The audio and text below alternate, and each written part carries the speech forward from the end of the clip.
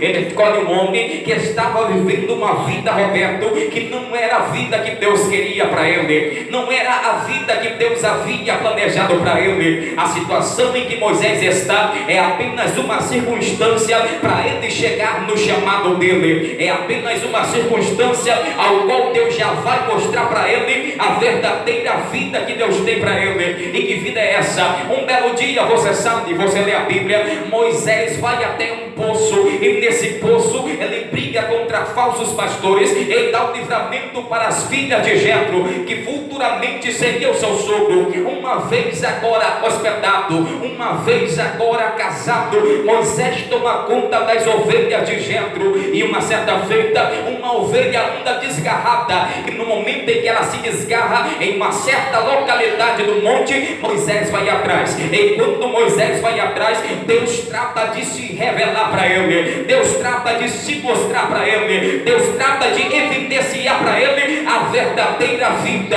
o verdadeiro propósito para o qual ele foi chamado. Moisés começa a contemplar, Roberto, uma sarça ardente. O que quer dizer uma sarça ardente? Um arbusto cheio de espinhos que queima, que consome, mas o seu fogo não apaga, o seu fogo não é extinto, o seu fogo não chega ao final. E por que o seu fogo não chega ao final? Porque aquele fogo não era um fogo humano, porque aquele fogo não era um fogo de palha, porque aquele fogo não era um fogo de movimento que começa, tem meio e tem fim. Não, aquele fogo era o fogo da presença de Deus, aquele fogo era o fogo da glória de Deus, aquele fogo era o fogo que ia fazer a diferença. Permita-me dizer uma coisa: você foi salvo para servir a Deus no meio do fogo, assim como Moisés, ele se revela para você no fogo da oração, no fogo do louvor, no fogo da palavra. Deus se revela para você.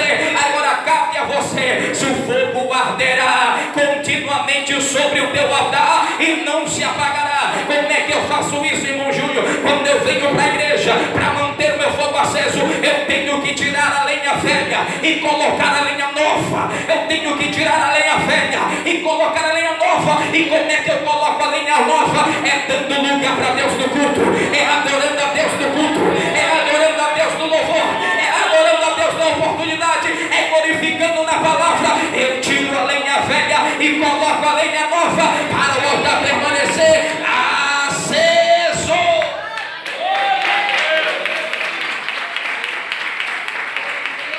Agora tem um detalhe: quando Moisés contempla aquela visão ímpar da parte de Deus, ele logo ouve a voz, e a voz do Senhor é a seguinte: tira a sandália dos teus pés, porque o lugar em que tu estás é santo.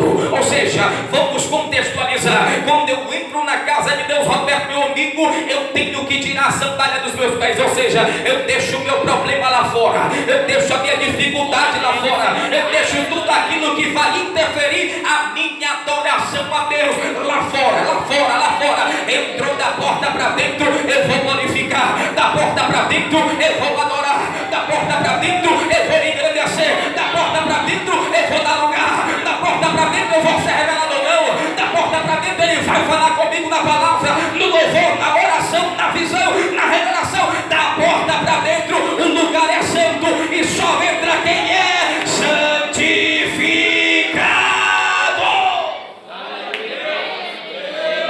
Tira a sandália dos teus pés, porque o lugar que pisa, santo és. Esse lugar aqui é chamado casa de oração. Esse lugar aqui é separado para Deus. Esse lugar aqui é consagrado para Deus. É o lugar pelo qual ele se revela. É claro que ele se revela para o ímpio, é claro que ele se revela para o crente. A revelação de Deus é de forma geral.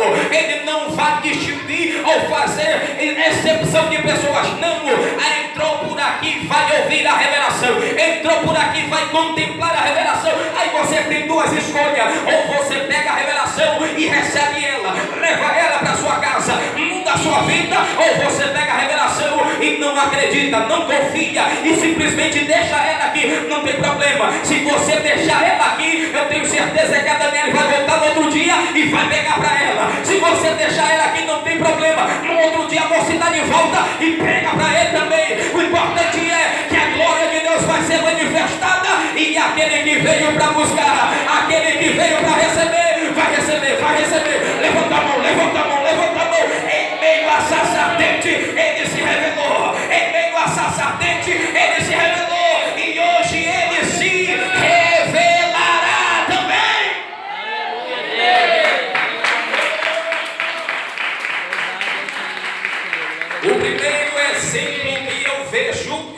exemplo de Moisés.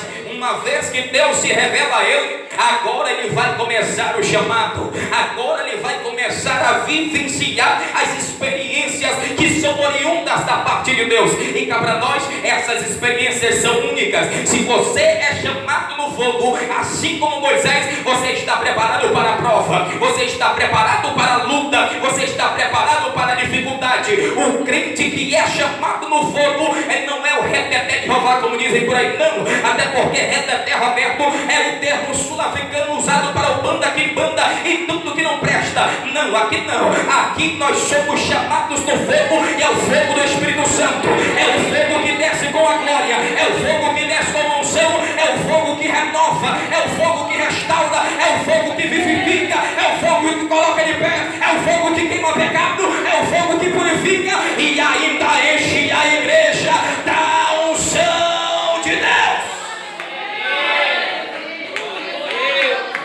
O primeiro exemplo é o de Moisés, e o segundo exemplo está no livro de Daniel, no capítulo 3, no verso 16. Eles têm um nome original deles, e qual é? Ananias, Misael e Azarias. Mas cativo na Babilônia, eles recebem um outro nome: Sadraque, Mesaque e Abednego. O rei, você sabe muito bem, decide por uma loucura, por uma massagem do seu ego, fazer uma estátua à sua imagem e semelhança, e ordena que todo aquele que está lá na praça vai ter que se curvar, vai ter que adorar aquela estátua. Mas no meio da multidão existem três que são chamados no fogo e que não vão se curvar, que não vão se prostrar, a não ser ao Deus a quem eles servem. E nós sabemos muito bem que no momento em que encerra a sorte de sons produzido pelos instrumentos, é dada a ordem e todo mundo tem que se curvar, todo mundo tem que dobrar o seu joelho e adorar aquela imagem, aquela estátua. Mas lá no meio da multidão existem três que não se curvaram, existem três que não se dobraram, existem três que só adoram a Deus, existem três que só adoram o Deus que é fogo e é fogo consumidor, existem três que não vão negociar a chamada, existem três que não vão vender o ministério, existem três que não vão emprestar a vinha, existem três que não vão abrir mão da presença de Deus por obediência ao homem. Eu não abro mão da presença de Deus, eu arrisco meu pescoço, eu arrisco a minha vida, mas uma coisa é certa: lá na glória eu continuarei adorando a Ele em espírito e verdade.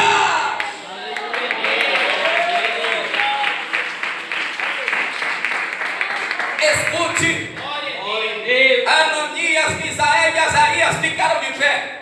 Ananias, Misael e Azarias não se curvaram. E quando o rei olha e diz assim: ora, é aqueles três ali não se curvaram, o que acontece? Não, rei, não se preocupa, nós já mandamos a terceira fornalha 7 vezes mais. A fornalha já era aquecida de forma sobrenatural 7 vezes mais. Então, Roberto, eu equiparo ela às temperaturas dos raios solares 7 vezes mais. Chegou perto, já é fulminado, chegou perto, o fogo já consome. Manda trazer esses três, a fornalha está esperando eles. Abrem a porta da fornalha, lançam eles lá dentro, e eles estão lá reclamando, eles estão lá murmurando, eles estão lá dizendo assim: agora é o nosso fim. Eles estão lá dizendo assim: eu não vou mais servir a Deus, chega pra mim, Deus, hashtag chateado. Não, eles estão lá na fornalha na intenção de que Deus vai entrar naquela situação, vai entrar naquela causa e vai mostrar que está com eles e na vida deles. Levanta a tua mão aí, levanta a tua mão aí. Eu não sei qual é a fornalha que tu tens enfrentado, eu não sei qual é a fornalha que está aberta te esperando, mas de uma coisa eu sei: Deus não vai te livrar dela, não. Ele vai deixar você entrar nela para mostrar que dentro dela Ele te escolheu, Ele te chamou, Ele te separou e Ele é maior na tua vida. Alguém olha assim: ô rei, não foi 3 que nós lançamos na fornalha? Foi, mas deixa eu ver se eu ainda sei contar. 1, 2, 3, 4. Tem 4 lá dentro, rei. Não, está errado, nós lançamos só 3. Não, mas tem 4, eu digo mais: o quarto tem a semelhança de um Deus. O quarto tem a semelhança de um Deus. Ele tem a semelhança de um Deus. Quando a Bíblia fala que ele era semelhante semelhante a um Deus de Manguesiane. Eu só me recordo de Apocalipse capítulo 1 e Apocalipse capítulo 2. O que a Bíblia diz? A Bíblia diz que João, agora da ilha de Patmos, começa a receber as revisões, as revelações da parte de Deus. Enquanto ele está lá na ilha de Patmos, o Senhor se revela para ele verdadeiramente, face a face, como ele é. E como é que ele se revela? João começa a contemplar, ele vai descrevendo as características de Jesus Cristo, que lhe aparece para ele andando no meio dos 7 castiçais de ouro. E ele começa a descrever: ele tinha cabelos brancos como a alva, ele tinha olhos como chama de fogo, a sua voz é como o som de muitas águas, da sua boca saiu a espada aguda de 2 gumes, os seus pés são como latão reluzente, as suas vestes são longas, no seu peito ele traz um cinturão de ouro, escrito Rei dos Reis e Senhor dos Senhores.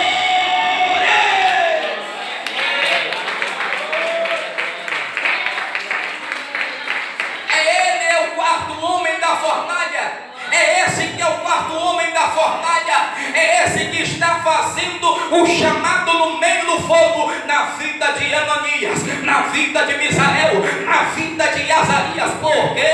Porque o fogo arderá continuamente sobre o altar e não se apagará. O que quer dizer continuamente, sem intervalo, sem interrupções. Por quê? Porque o crente, nós sabemos muito bem, irmã Patrícia, ele não tem folga, ele não tem descanso, ele não tem férias, não. A nossa folga, as nossas férias vai ser quando estivermos lá nas moradas celestiais, assim como os arcanjos e serafins, querubins que adoram ao Pai, diuturnamente dizendo: Santo, Santo, Santo, Santo, Santo, Santo, Santo, Santo, Santo, Santo, Santo, Santo, Santo é o Rei da Glória. Aí sim nós estaremos lá de eternidade a eternidade, adorando ao Rei.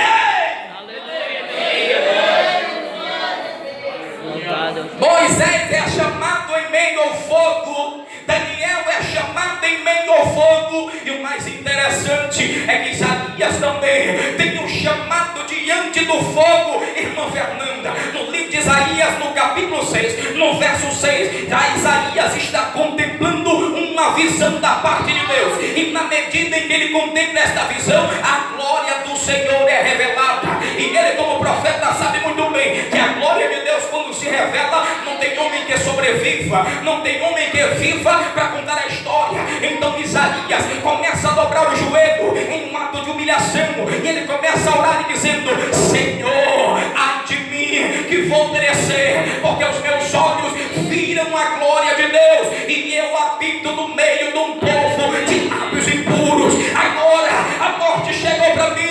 Naquele momento, quando Isaías acha que é o fim, é aí que vai começar o chamado dele, é aí que vai começar a vida ministerial dele, é aí que vai começar a vida profética dele. Por quê? Porque a Bíblia vai nos dizer que naquela visão um anjo sai daquela visão e leva até Isaías uma brasa viva tirada do altar com uma tenaz que toca nos lábios dele. Para quê? Para purificar. Para quê? Para purificar. Para quê? Para restaurar. Para quê? Para evidenciar que aquele profeta está recebendo o chamado do fogo, para evidenciar que da boca daquele homem só vai sair palavra de autoridade, palavra de poder, palavra ungida, palavra direcionada pelo Espírito Santo de Deus. E deixa eu dizer uma coisa para você: até na boca do crente, Roberto, tem que ter fogo. É claro,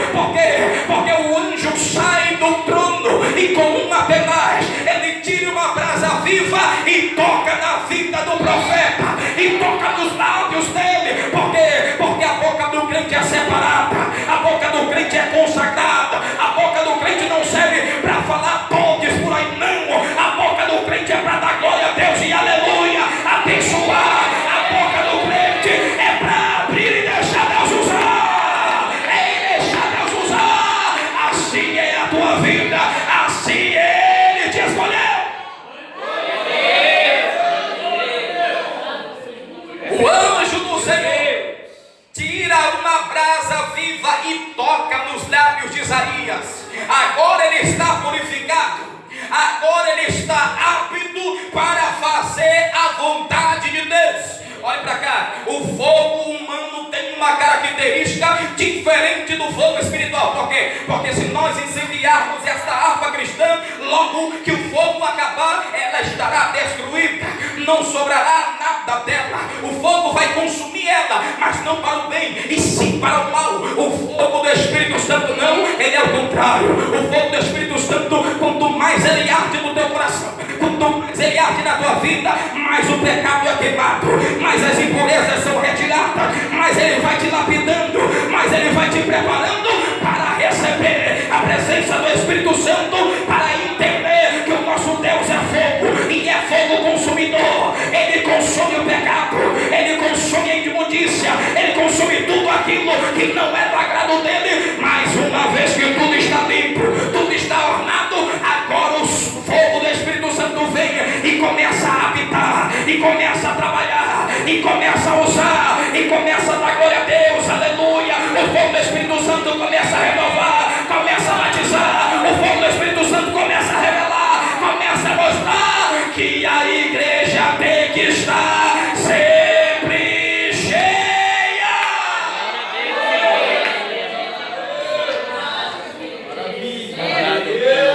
Ele chamou Moisés, ele chamou Ananias, Misael e Azarias, ele chamou Isaías. Em Isaías ele purifica os lábios para que a mensagem seja pregada. No livro de Ezequiel, no capítulo 10, no verso 2, agora é diferente.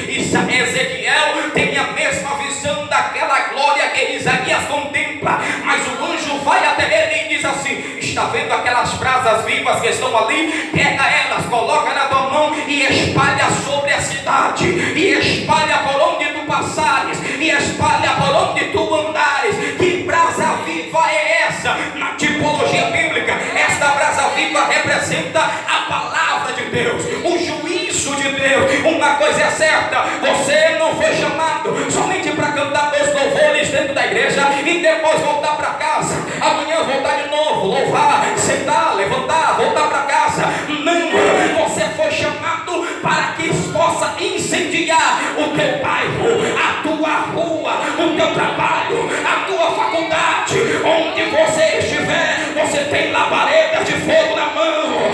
Onde você estiver, as brasas estão em tuas mãos. Onde você estiver, as brasas devem te acompanhar. Vai para o trabalho, a brasa vai com você. Vai para o colégio, a brasa vai com você. Vai para o médico, a brasa vai com você. Onde você estiver, você é o atalaia. Quem é atalaia aí? Deixa eu ver. Quem é atalaia aí? Deixa eu ver. Se você é atalaia, levanta a mão. Na tua mão tem brasa viva. Quando você expulsa demônio, o demônio tem que sair. Quando você ora no inferno, o inferno tem que ser curado. Quando você profetiza, a profecia tem que se cumprir. Quando você estende a mão, Deus abençoa.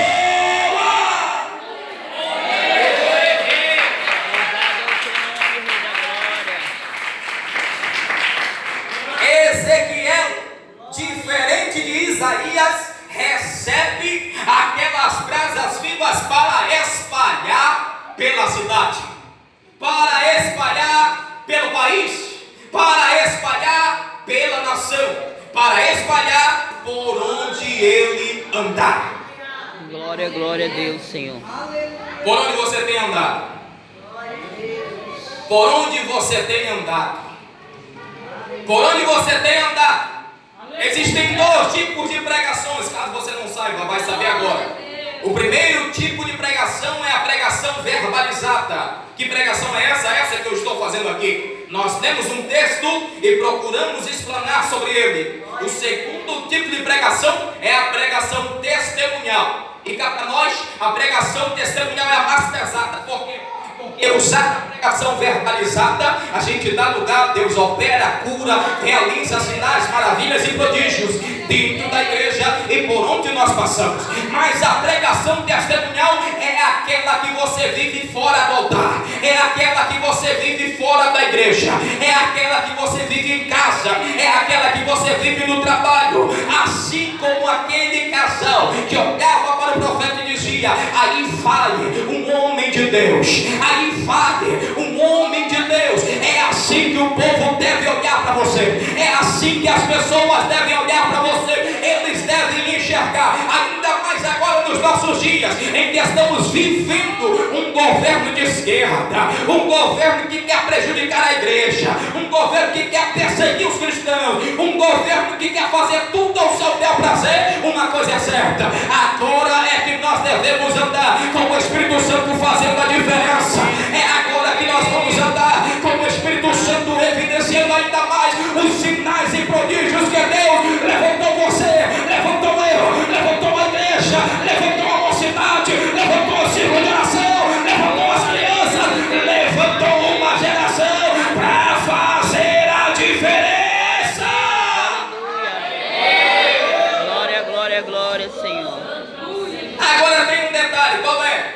Essa diferença será medida no fogo. E o fogo existem várias interpretações para ele, mas eu separei duas específicas para nós. Qual é? Primeiro, que o fogo representa provação, dificuldade. O fogo representa um vale, um deserto, mas o fogo também representa a glória de Deus. Glória a Deus, Senhor. Não, parece que você não gostou. Eu vou repetir novamente. Não tem problema. Glória a Deus. O fogo representa a glória de Deus. Glória a Deus. Glória a Deus, Senhor. É claro que tem uns crentes, né, irmão Roberto, que parece que foi batizado, glória a Deus, ele não sente mais o fogo. Ele vive de experiência dos outros. Bom mesmo era quando Dom Pedro I pregava, que descia e caía neve dentro da igreja. Bom mesmo é quando Pedro Álvares Cabral palestrava, que não era suave, não é negócio de pregador aí que grita todo o tempo, não tem problema não. O bom mesmo é uma coisa, que o fogo representa a glória de Deus, e a glória de Deus, todo ser que tem fôlego, louve ao Senhor, todo ser que está vivo, louve ao Senhor. Por quê? Porque quando eu louvo e adoro ao meu Deus, eu estou dizendo: Pai, a tua glória eu quero, eu quero, eu quero, eu quero, a tua glória eu quero, o teu fogo eu quero, eu quero, eu quero, eu quero sentir a tua presença. Glória a Deus, Senhor. Aleluia, meu Deus. O fogo representa a glória de Deus, e de acordo com o livro de Mateus, capítulo 3, verso 11, ele também representa o agir do Espírito Santo de forma única, de forma especial. Por quê? Porque lá no livro de Mateus, no capítulo 3, no verso 11, que eu agora citei, a Bíblia vai nos dizer que um homem que se vestia de pele de camelo, comia gafanhoto e mel silvestre, aparece às margens do Rio Jordão, irmã Patrícia, pregando aquela mensagem que parece uma espada, vai cortando para todos os lados. Ele olha para a multidão, ele olha para os fariseus, ele olha para os zelotes, ele olha para os herodianos, e ele vai dizendo: raça de víboras, quem vos ensinou a fugir da ira vindoura? Produzide agora frutos dignos de arrependimento, porque o reino do céu já está chegado. E à medida em que ele vai pregando, a mensagem dele não é uma mensagem de autoajuda, a mensagem dele não é uma mensagem, você sabe muito bem o que eu estou falando, do iPhone. Não, a mensagem dele é uma mensagem de arrependimento, a mensagem dele é uma mensagem de arrependa-se agora, aceite a Jesus e seja uma nova criatura, viva a novidade de vida para ir morar no céu. E o interessante é que todo dia a multidão acompanhava e ele batizava, todo dia a multidão acompanhava e ele batizava. Aí ele chega em certo momento e diz assim: olha, eu vos batizo com água para o arrependimento, mas virá um que é maior do que eu não sou digno nem de desatar a sandália dos seus pés, eu não sou digno nem de olhar para ele. E o importante é que ele cresça e que eu diminua, o importante é que ele apareça e eu desapareça. E digo mais, eu vos batizo com água, mas ele vos batizará com o Espírito Santo e com fogo.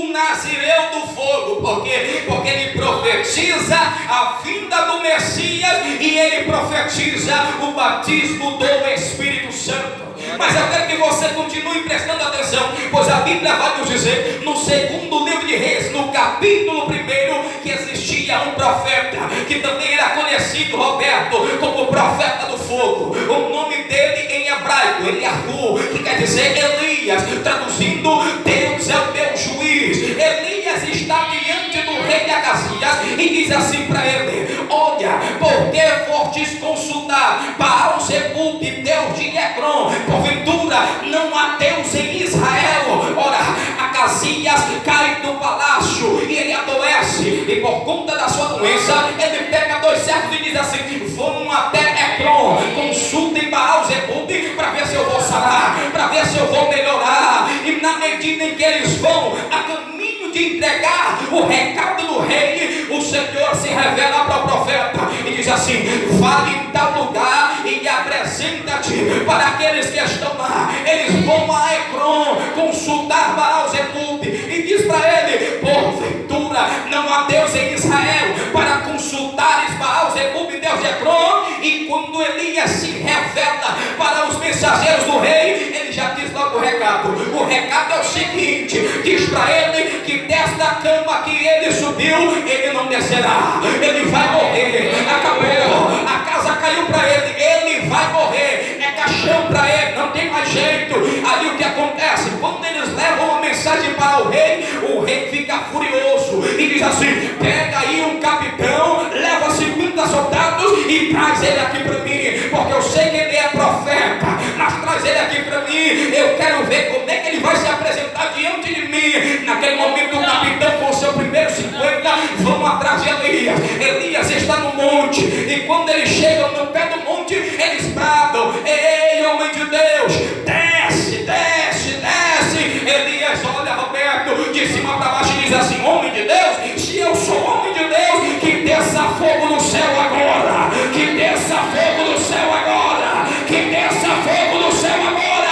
A Bíblia diz que desce fogo, consome os 50, e naquele momento o profeta do fogo confirma o chamado de Deus.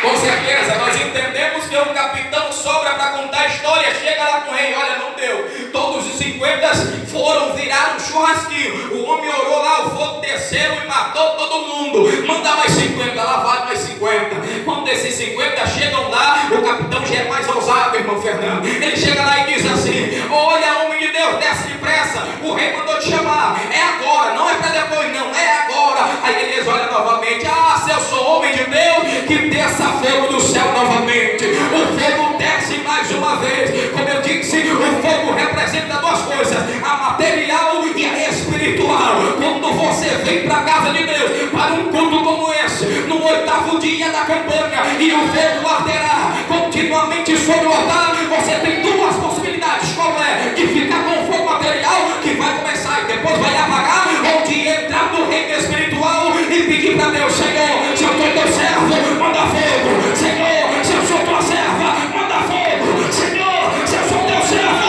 eu quero a tua presença, eu quero a tua glória na minha vida.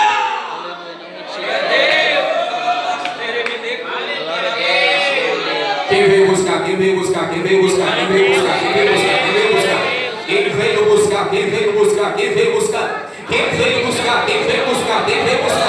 Quem veio buscar? Quem veio buscar? Eu vejo, eu já vejo aqui, irmã Tessiane, crentes que vieram hoje de casa determinado a receber uma presença diferente. Eu já vejo aqui crentes que chegaram aqui nesse lugar hoje e disseram em suas orações: Deus, hoje eu quero ouvir a tua voz, sentir a tua presença queimando o meu corpo, a minha alma, o meu espírito. Ei, eu tenho 2 notícias para te dar. A primeira é que todos os planos e projetos do diabo que ele tentou durante a semana todinha para te impedir de chegar aqui, caíram por terra, caíram por terra, caíram por terra. E a segunda é que Deus ouviu a tua oração desde o